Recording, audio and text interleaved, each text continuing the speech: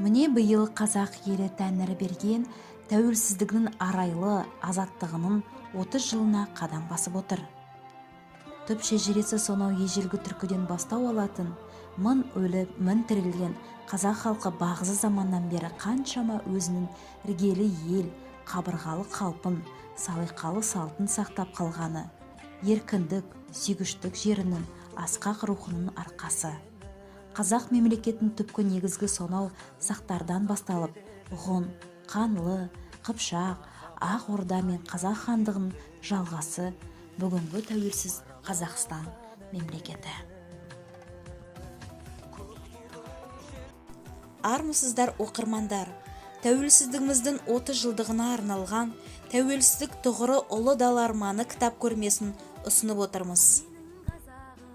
Қазақ халқының ғасырлар бойы аңсаған арманы, Қазақстан Республикасының мемлекеттік тәуелсіздігі туралы конституциялық заң қабылданған сол бір тарихи күнде 1991 жылдың 16 желтоқсан күні жүзеге асты.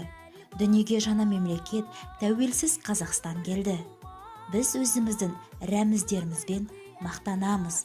Қазақстан туымен тұғырлы, елбасымен еңселі, әнұранмен айбатты. Тарих толқында талайды бастан кешірген қазақ елі 30 жыл бұрын өз тәуелсіздігін алған тұста дұрыс таңдау жасаған бүгінгі таңда уақыттың өзі дәлелдеп отыр. Тәуелсіздігінің алғашқы таңнан бастап қазіргі кезінен дейінгі онды өзгерістер елбасымызды тікелей бастамасын болып жатқан аян.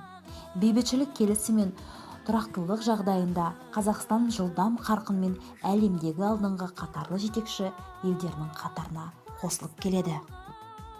Тұңғыш елбасы Нұрсұлтан Әбішев Назарбаев өзінің Қазақстан халқына арнаған Қазақстан 2051 мақсат, бір мүдде, бір болашақ атты жолдауында ұлы мақсаттарға жетелейтін мәңгілік ел идеясын ұсынды. Барша қазақстандық бұл идеяны үлкен қуанышпен қабылданды. Президенті Нұрсұлтан Назарбаевтың мәңгілік ел, ғасырға белгісіз жылдар атты жаңа кітабы Қазақстанның тәуелсіздік жылдарындағы жетістіктерге арналған. Әрбір бөлімде мемлекет пен қоғамның, экономиканың, әлеуметтік саланың, ішкі және сыртқы саясатын табысты дамуы туралы сөз қозғалады. Тәуелсіздік алған сәттен бастап, бүгінге дейін статистикалық мәліметтер заманауи этнографика жанрында ұсынылған.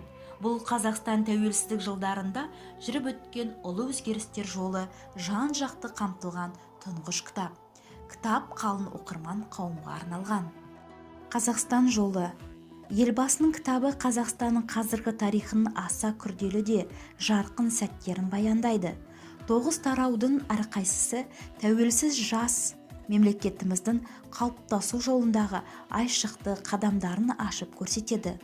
Бұл Қазақстанның 20-30 жылға дейінгі даму стратегиясын жасау жөніндегі жұмыс, қазіргі қолданыстағы ел конституциясы қабылдау үрдісі, мұнай газ ресурстарын игеруді бастау, ұлттық валютаны енгізу және табысты банк жүйесін құру туралы жазылған еңбек. Жекелеген тарауларда жекешелендіру және жер реформасын жүргізу үрдісі әңгімеленеді. Елорданы Астанаға көшіру және Қазақстан азаматын тұңғыш ғарышқа ұшуы айтылады. Кітап президенттің ел жастарына арналған үндеуі түрінде ойланыстырылған. Автор бұл кітаптың Қазақстан көшбасшыларына жаңа буынды үшін қолдан түсірмейтін құралға айналар деп сенеді. Кітапта Қазақстан даму үлгісінің табиғаты мен оның эволюциясы басты ұстанымдары мен қозғаушы күштері сараланған. Қазақстанды жаңғыртудың 3 толқыны кеңінен ашып көрсетілген.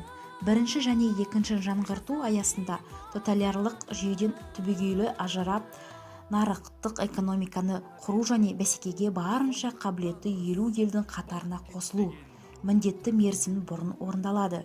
Үшінші жаңғыртудың мақсаты еліміздің қалыптасқан жаңа жаһандық ахуал жағдайында жаңғырта отырып, әлемдегі ең өркенді 30 мемлекетті қатарына қосу. Тәуелсіздік дәуірі. Қазақстан Республикасының тұңғыш президенті Нұрсұлтан Назарбаевтың «Тәуелсіздік дәуірі» атты бұл кітабы тарихи публицистикалық жанрында жазылған. Ол еліміздің жаңа тарихы мен оның ертеңіне деген автордың көзқарасын танытады.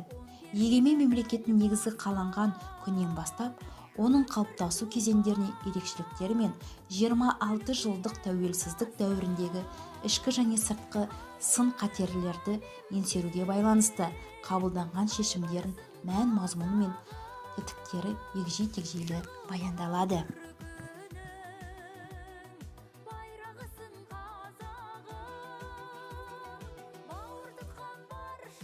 Қасиеттім желтоқсан. Кітапта 1986 жылғы желтоқсан көтерілісінің қалай басталғаны, шарықтау шегі, қалай аяқталғаны жазылған. Еңбекте желтоқсан оқиғасына қатысты Конституциялық соттың 12 томдық материалдары мен мұрағаттар құжаттары пайдаланған. Сонымен қатар кітапта сол кездегі жастардың алаңға беттеп бара жатқан суреттері берілген. Желтоқсан көтерілісінің кейін публицистика деректі шығармалар көтеріліске қатысқандардың естеліктері топтастырылған біршама еңбек жарық көрді. Бұл жинақ ұлтының, елі мен жерінің тарихын, мәдениеті мен өнерін, дәстүрі мен салтын, халқының қоғамдық, әлеуметтік және рухани дамуына үргелі үлес қосқан тұлғалардың өмірін белгісі келетін жастарға арналған. Жинақта алаш жұртының қасиеті мен қадірін танытатын танымдық ақпараттар ұсынылған. Жинақтың мазмұны мен құрылымы отанның кешегісі мен бүгінісі мен мағлұмат аламын деушілерге лайықтап дайындалған.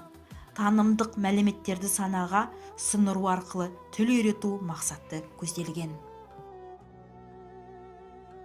Кітапта Алашорда үкіметі мүшелерінің өмір жолы, жасаған еңбектері шағын ғана баяндалады. Айғақ кітаптың осы бірінші томында Алматы қаласында 1986 жылғы желтоқсанның 17-18 күндері болған оқиғаларға байланысты жағдайларға түпкілікті баға беру жөніндегі мемлекеттік комиссия материалдары мен бүкіл одақтың және республикалық мерзімдік басылымдарды жарияланған мақалалар мен сұхбаттар топтастырылған. Тәуелсіздік ең алдымен қазақ халқының бостандыққа ұмтылған асқақ армандары мен қайсар рухының жемісі. Сондықтан да біз үшін тәуелсіздік күні ең қастерлі күн. Біз бүгінгі барлық жетістіктерімізге тәуелсіздіктің арқасына қол жеткіздік. Тәуелсіздіктің Тәңірдің біздің ұрпаққа берген үлкен бағыты халқымыздың мәңгілік құндылығы. Тәуелсіздігіміздің 30 жылдық мерейтойы тұғырлы, баянды болсын, әрқашан күн сөнбесін. Тәуелсіз Қазақстан таңы нұрлы, егемен еліміздің ұрпағының еңсесі биік болып, көк аспанда қасиетті көк туымыз мәңгі желбіресін.